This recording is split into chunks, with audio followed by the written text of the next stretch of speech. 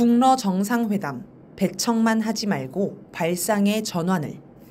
북한과 러시아가 동맹조약을 체결하자 대한민국 정부가 강력히 규탄했습니다. 장호진 국가안보실장은 20일 정부 성명을 발표해 엄중한 우려를 표하며 이를 규탄한다라고 하였습니다. 21일에는 외교부 제1차관이 주한러시아 대사를 불러 강력히 항의했다고 합니다. 또 24일에는 한미일 대북정책 수석대표들이 북러 간 군사협력 심화를 가장 강력한 용어로 규탄한다라는 공동성명을 발표했습니다. 25일에는 윤석열 대통령이 6.25 전쟁 74주년 기념사에서 북러 조약을 언급하며 압도적으로 단호하게 대응할 것이라고 하였습니다. 그런데 이렇게 반응하지 말고 그냥 놔두면 어떨까요?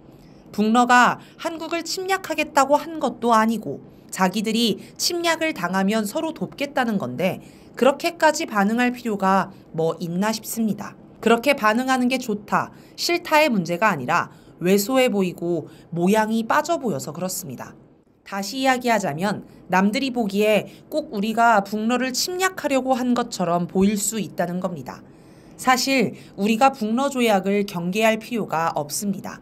북러 조약을 두고 중국이 뭐라고 합니까? 인도가 뭐라고 합니까? 중국과 인도가 규탄하거나 반대하거나 실망이라거나 하는 반응을 보이지 않는 이유는 북러를 공격할 계획이나 의사가 없기 때문입니다. 친구가 맞으면 내가 도와줄 거야 라고 하는데 그러면 안 돼 라고 발끈하는 건 뭔가 있어서 그런 것처럼 보입니다. 또 남들이 볼 때 북러가 힘이 세고 우리가 힘이 없는 것처럼 느껴질 수 있습니다. 북러가 힘을 합친다고 하면 가장 강력한 언어로 규탄한다고 할 게 아니라 너희가 아무리 그래봤자 누가 이기는지 현실이 증명할 것이다.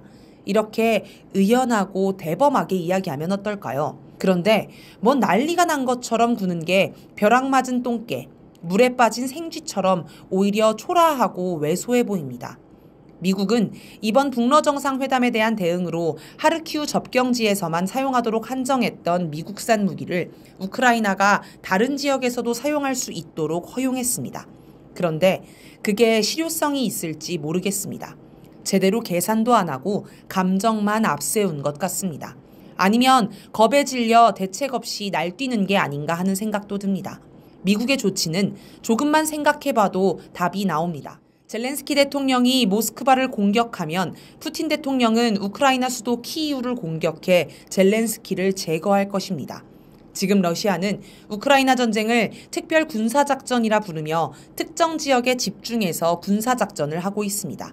만약 우크라이나가 러시아 본토를 공격하면 러시아 처지에서는 더 이상 특별 군사작전이 아니라 전쟁이 됩니다. 그렇게 되면 러시아는 전쟁 범위를 넓혀 우크라이나 전역을 공격해 우크라이나를 파멸에 몰아넣을 것입니다. 기존의 재래식 공격으로 안 되겠다 싶으면 키이우에 핵 공격을 할 수도 있습니다. 만약 러시아가 키이우를 핵 공격하면 나토 역시 러시아를 핵무기로 공격하면서 3차 세계대전으로 번질 수도 있습니다.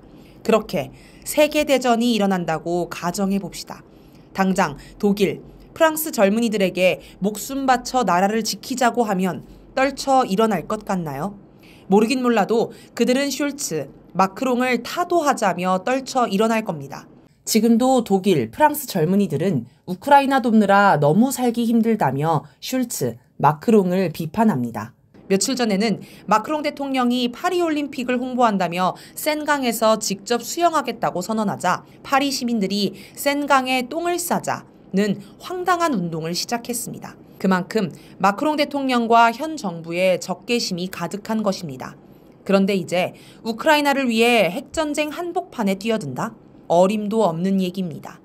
대한민국도 마찬가지입니다. 이 땅에서 핵전쟁이 일어나면 미국도 우리를 지켜주지 않습니다. 트럼프 전 대통령이 연말 대선에서 승리하면 백악관 국가안보보좌관이 될 것으로 꼽히는 콜비 전 국방부 부차관보는 미국이 절대 북한과 전쟁하지 않을 것이라며 한미 상호방위조약은 자살협정이 아니라고 했습니다.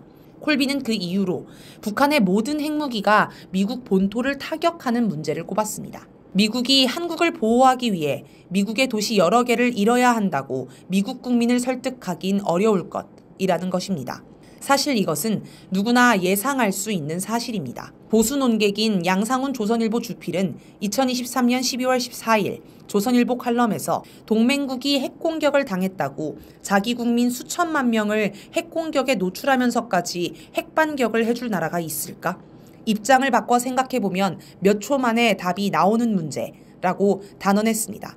그러면서 유럽의 나토국들도 미국의 해구산 아래에 있지만 이 해구산을 진짜로 믿는 나라는 하나도 없다라고 주장했습니다. 그러니 만약 전쟁이 나면 우리만 죽고 미국은 나 몰라라 할 테고 국민은 윤석열을 타도하자고 할 것입니다. 최근 미국에서 한국 핵무장론이 나옵니다. 앨리슨 후커 백악관 국가안보회의 전 선임 보좌관은 21일 한국이 더 빠르게 자체 핵무장을 향해 가고 있다는 사실을 배제할 수 없다라며 한국 핵무장이 불가피하다고 하였습니다. 또 북핵 폐기는 실현 불가능하니 북핵을 인정하자는 이야기도 나옵니다. 앞서 언급한 콜비도 북한 비핵화는 터무니없는 기대라고 일축하면서 미국 본토 타격 능력을 제한하는 데 집중해야 한다고 주장했습니다. 한국 핵무장론과 북한 비핵화 포기는 결국 미국이 한국을 지켜줄 수 없으니 알아서 살아남으라는 말과 같습니다. 지금처럼 북한 핵무기로부터 한국을 지켜주려다가는 미국의 도시들에 핵미사일이 떨어질 판이니 이런 주장이 나오는 것입니다. 미국이 밀리고 있는 게 뚜렷이 보입니다. 미국의 움직임은 공세적이지 못하고 수세적이며 궁색합니다. 마치 비 맞은 생쥐가 고양이 앞에서 겁에 질려 정신 나간 것처럼 보입니다. 한국 정부도 북러 조약에 대응해 우크라이나에 살상 무기를 보내고 대북 전단을 살포하자는 생각을 이제 버려야 합니다. 그런 건 벌집을 쑤시는 것밖에 되지 않습니다. 지금 우크라이나에 살상 무기를 보내겠다며 세계 최대 핵 보유국인 러시아를 위협하는 모습이 밖에서 볼 때는 어처구니 없고 무모해 보입니다. 또 북한의 오물풍선을 격추할 시도도 못하면서 왜 자꾸 대북 전단을 날리는지 답답함을 넘어 한심하기까지 합니다. 중국과 인도를 참고합시다. 북러 조약은 북한과 러시아라는 자주적인 두 나라 사이의 문제입니다. 북러가 자기들 발전을 위해 힘을 모으겠다는데 축하해주고 한미일도 북러가 발표한 경제 구상에 동참해 공동이익, 공동 번영을 누리는 게 현명합니다. 세계 자본주의가 위기에 빠졌는데 여기서 위기 탈출의 밝은 미래를 열자고 마음먹고 방향을 잡으면 간단합니다. 이렇게 북러 협력을 두 나라만의 일로 치부하지 말고 인류 공동의 것으로 풀어버리면 모두가 평화롭고 모두가 번영하는 밝고 아름다운 미래가 펼쳐질 것입니다.